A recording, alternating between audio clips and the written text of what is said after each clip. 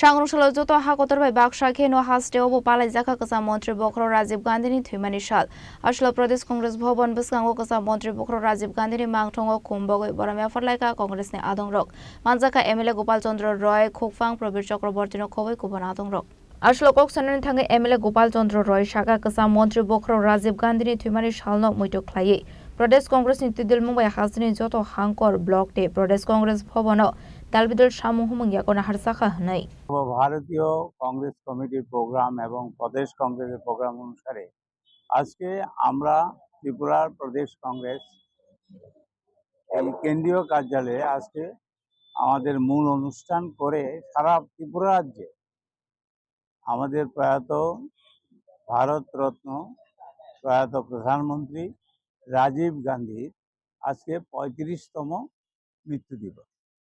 আপনারা জানেন যে ভারতবর্ষে আজকে যে আইটির যে একটা ডেভেলপমেন্ট, কম্পিউটারাইজড ইন্ডিয়া, কম্পিউটার যখন রাজীবজি যখন প্রধানমন্ত্রী হলেন 1984 সালে, তখন রাজীবজি ইন্ট্রোডিউস করেছিলেন আইটি এবং কম্পিউটার।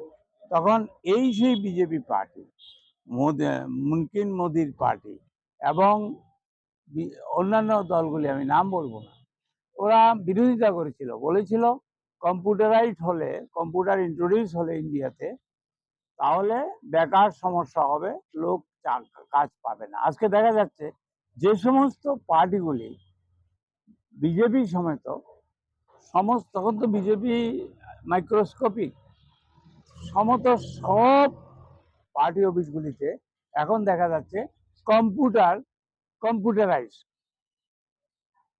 মানে শত শত কম্পিউটার কাজ করছে। আজকে রাজীবজিকে আমরা স্মরণ করতে হয় কেন? আধুনিক বিশ্বে, আধুনিক ভারত গঠনে আজকে আমাদের আইটি সেক্টর এবং কম্পিউটারের যে আজকে আমরা বিশ্বের মধ্যে একটা খ্যাত একটা দেশ হিসেবে পরিচিত হয়েছি, তার জন্য কৃতিত্ব প্রয়াত প্রধানমন্ত্রী, প্রয়াত আমাদের ভারতরত্ন রাজীব গান্ধী। এই জন্য রাজীবজিকে আমরা আজকে স্মরণ করছি।